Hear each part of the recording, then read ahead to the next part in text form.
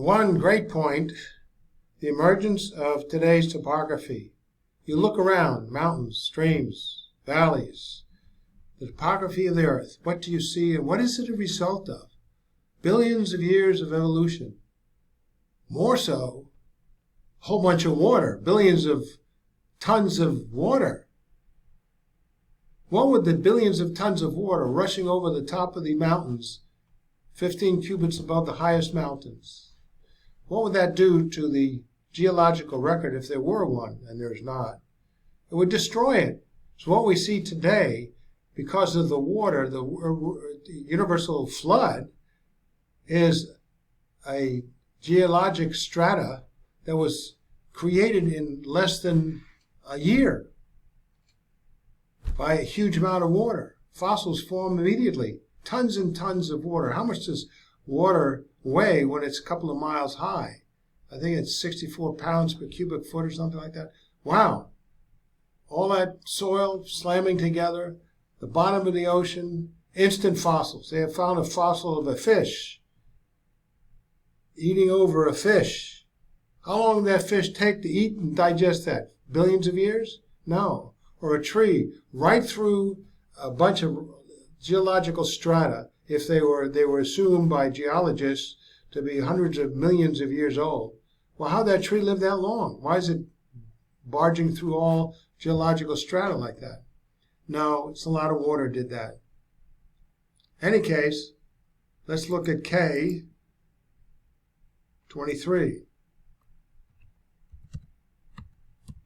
Yeah, I did it without the capitals. K23, we want to look for what? Emergence of today's topography as the floodwaters subside. Well, we do have indicated in the Bible supernatural wind. The Bible speaks of, an account speaks of a tremendous wind, but God remembered Noah and all the beasts and all the cattle that were with him in the ark, and God caused the wind to pass over the earth, and the water subsided. This was evidently no ordinary wind, as its purpose and result are said to have been to cause the waters to return from off the earth, the surface, the topography of the earth. Although it would certainly very materially have accelerated the evaporation process, it is quite evident that evaporation alone could never return all the water that had fallen during the 40 days back to the skies, and not to mention the juvenile waters that had poured forth through the fountains of the great deep.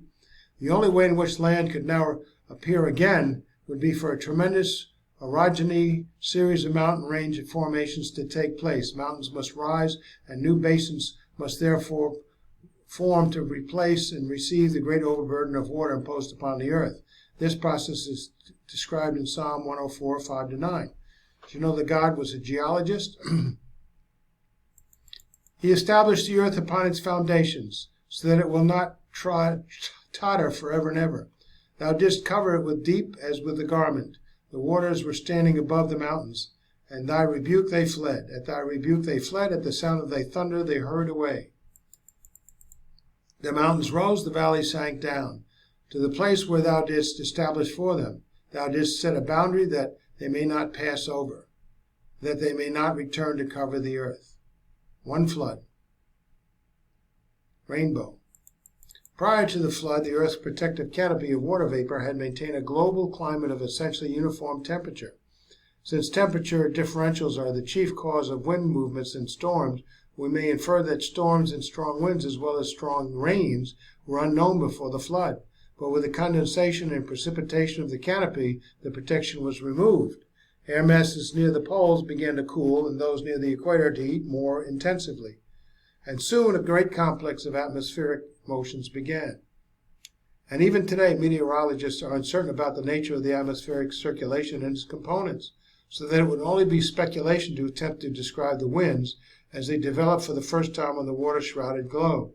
Thus, as well as the fundamental importance of the temperature differentials is indicated by star, Victor P. Starr. But controls of the weather and climate now looks even more difficult than it had been thought. A complex of random, unmanageable processes seems to govern our weather patterns. To effect any general change would require nothing less than altering the equator pole heat differential or the rate of the Earth's rotation. Victor P. Starr, General Circulation Atmosphere, Scientific American. But it does appear reasonable to conclude that the new temperature differentials that being established would result in terrific veins all over the globe, with the major component being from the poles toward the equator, with much evaporation and subsequent re-precipitation. Big words here. And such winds would again initiate violent waves on the ocean, the universal ocean, with renewed sedimentary action in many places. Quick, violent, geologic strata not over hundreds of millions of years. The height and spacing of wind-generated waves increase with the wind speed and the fetched length, that is, the open, unrestricted nautical distance along which the wind can blow across the water surface. Hurricane design wave practices by this fellow here. With a boundless ocean and a sudden great air movement from the poles to the equator, unimpeded by frictional resistance afforded by land surfaces, the potential wave size during this period would seem to be enormous. Isostatic readjustments in the Earth. Sorry for that phone call. Okay. Isostatic readjustments as a result of the catastrophic events during the deluge period of materials below the surface of the Earth's crust in order to reestablish equilibrium and thereby attain relative geological stability again. Presumably before the flood, the Earth's crust was in a state of general equilibrium, although the great pressures of the fluids locked within the great deep made it a precarious state of equilibrium. The principle of isostasy, I guess, equal weights, that's what it means, that I put it in parentheses, requires that at some datum level deep in the crust, pressures due to superincumbent materials be everywhere constant in order for crustal equilibrium to be maintained. Thus, regions of high topography must be regions of low density and vice versa. Probably there were no very substantial regional differences in land densities before the flood, and correspondingly no very large regional differences in elevation. Mountains were relatively low and ocean beds relatively shallow as compared with present conditions. But with the deluge, several factors combined to destroy the antediluvian geophysical equilibrium. Great masses of water and other materials were ejected from below the surface. On the other hand, equally and more voluminous masses of sediments were formed and deposited in great beds.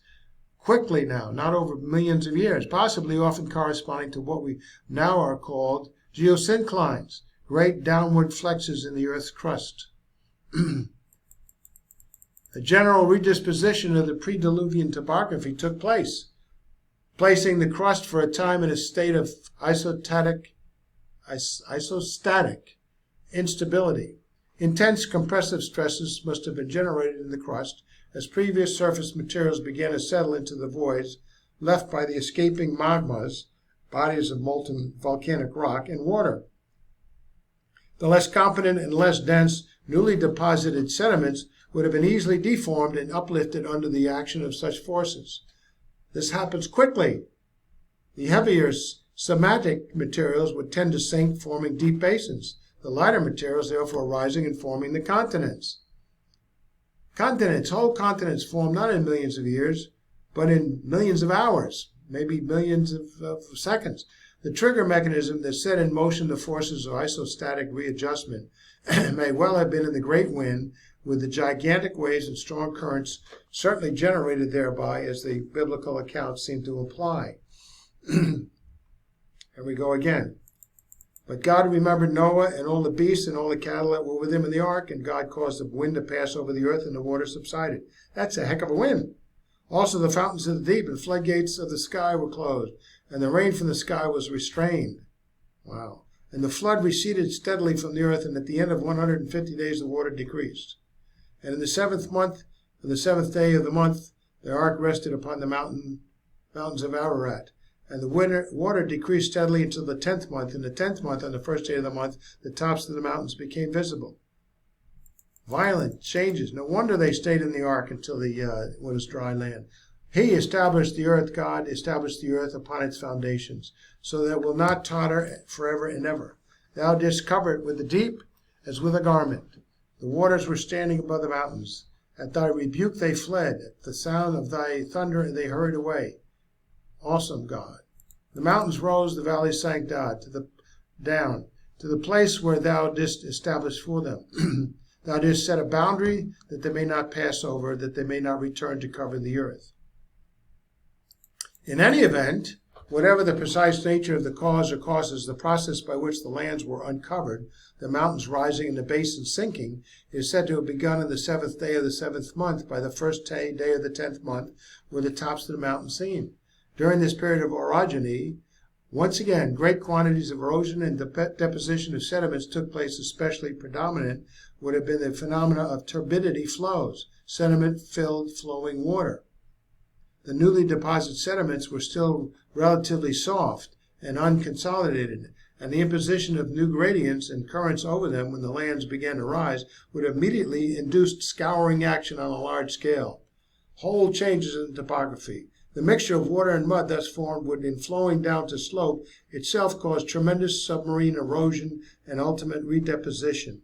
The great sedimentary competency of these turbidity currents, or density currents as they are also called, has only been appreciated in recent years, but has been adequately demonstrated both by field data and laboratory studies.